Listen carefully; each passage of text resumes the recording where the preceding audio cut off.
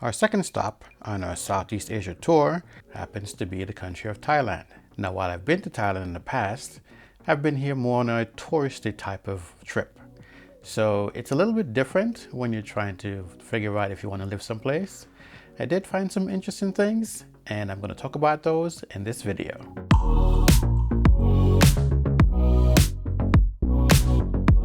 Hey everyone, welcome back to the channel.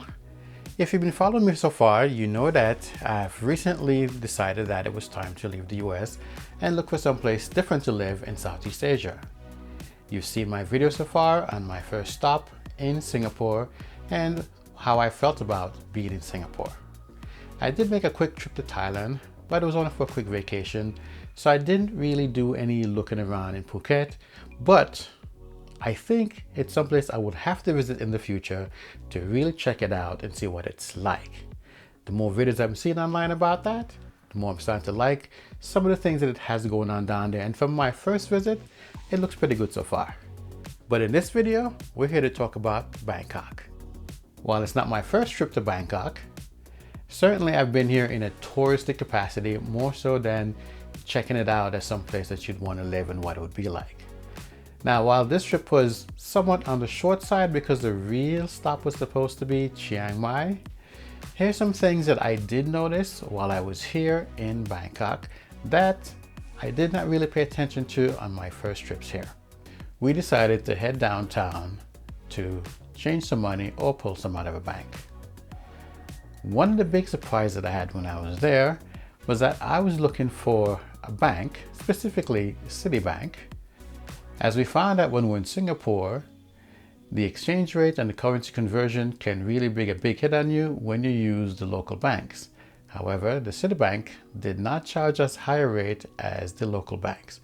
So one of the main reasons why we decided let's look for Citibank or any US bank that we could find in Bangkok. So a quick check at the map, and it showed us that there was one in Central. What we didn't realize was that there were a couple centrals in the area. There was CentralWorld and Central. While I've been down in this area before, I've never actually ventured in all the malls. You kind of went in to get some air conditioning, walk around and head out. But man, this is a whole other level of malls, and there are quite a few malls here that I was so surprised at how big the malls were here in Thailand.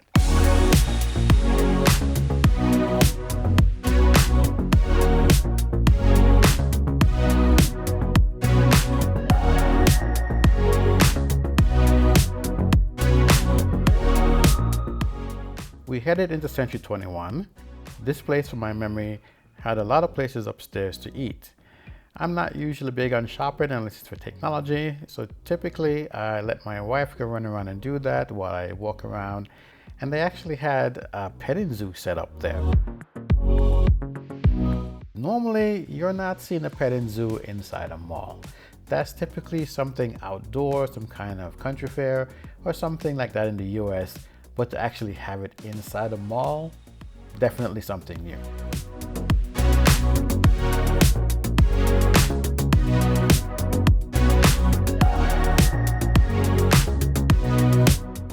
So we decided after we left there, let's kind of pop over to SIAM Paragon and see what it looked like at nighttime.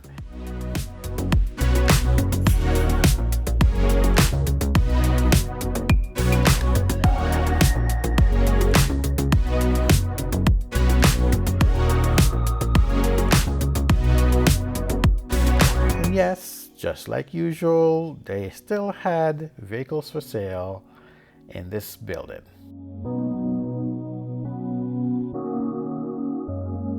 One other thing I should mention that I did notice also is that hybrid cars and electric cars seem to be taking hold here in Thailand.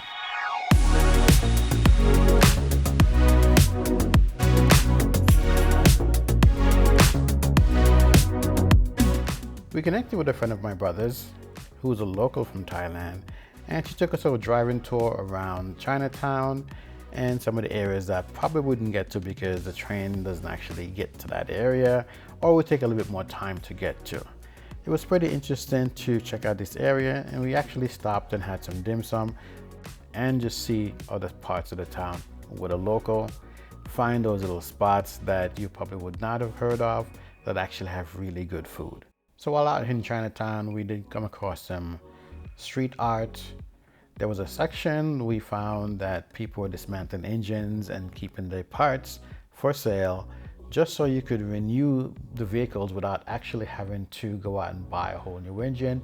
You could just pull the parts that you need and put it in your vehicle. What was interesting while we stopped by the waterfront was that they had an electric shuttle.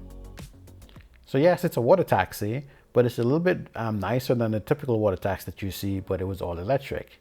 Thailand is making strides to bring more electrified vehicles to their country and to make that a standard part of their offerings. One other thing I did notice while we were there watching the boats was that there were a ton of fish inside the water. I've never seen this before in all the times that I've been here. I figured there's got to be fish in the water, but I've never seen them riding a water taxi, taking a water taxi. But here they were hanging out by the shore, just like popping up out the water. It was really cool.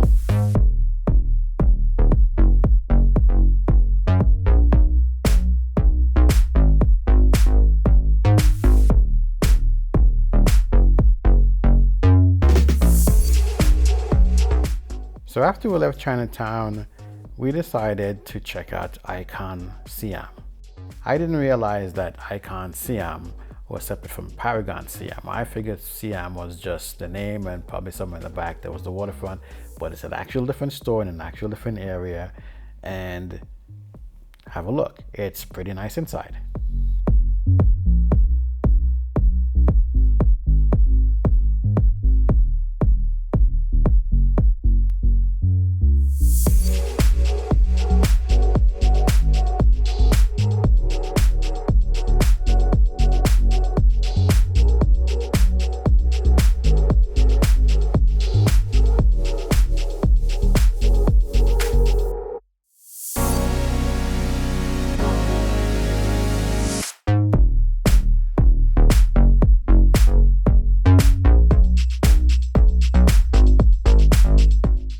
The view from outside was pretty amazing.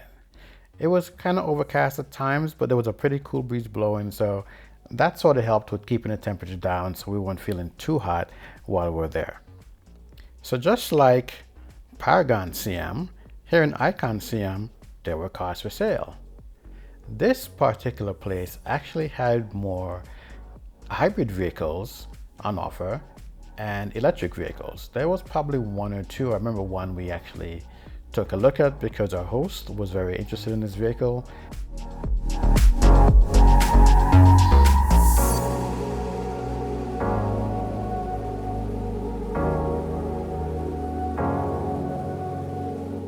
After checking out the car, I noticed the waterfront was outside, and I asked our host if we could take a look outside. The people in the shop were kind enough to allow us to go out, and we took a video from outside, and I did notice a couple more of those electric shuttles, and I'm in awe at Thailand making these moves so quickly. So we walked around for a bit to see how we could get outside to check out the waterfront, because I knew that I wanted to see it from the outside, because I did remember seeing the building as I passed by in a water taxi some years ago and said I wanted to go inside of it. So eventually made our way out to the waterfront and snapped a couple of photos and checked it out.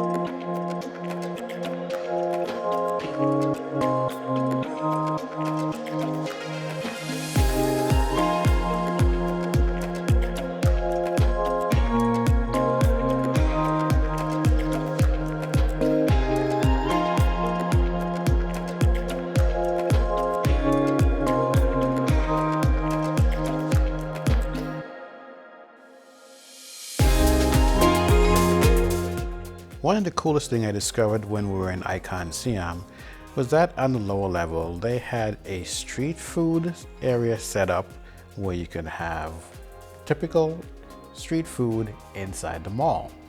I have to say, I'm surprised at how well this place is laid out, and it's much better than I expected it to be. Now going upstairs, there's big coffee shops, more cars for sale.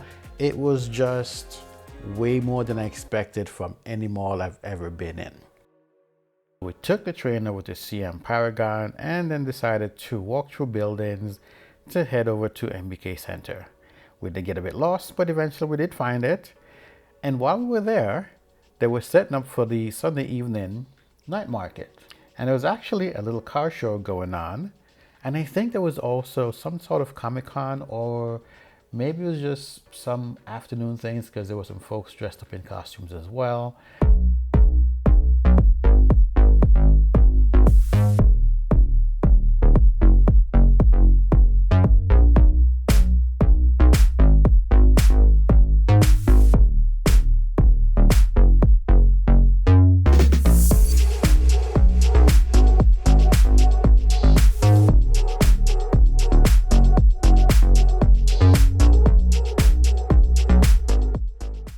Sadly enough, when we got into MBK Center, it was quite changed from what I recalled in my visit there a few years ago.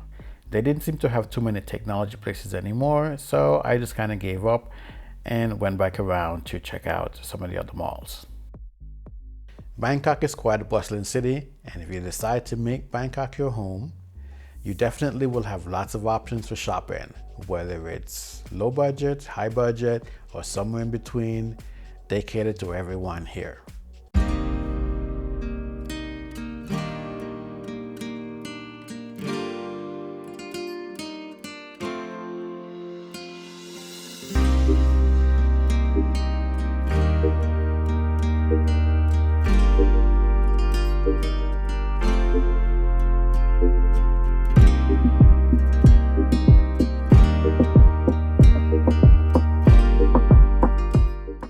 One of the things I found here that I was really happy about was that they actually had a real Jamaican restaurant here. I mean, authentic. Initially, we were going to check out a place called Irie, which is, I guess, some kind of fusion thing. But then I found an actual Jamaican restaurant, and the food was awesome.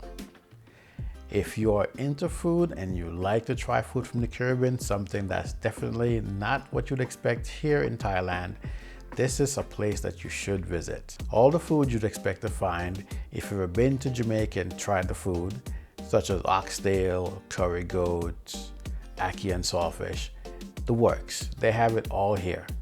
The restaurant's been open for a few months, about a year I think it's been open, and I'd like to say go ahead and stop in and visit the place. The owner is very friendly.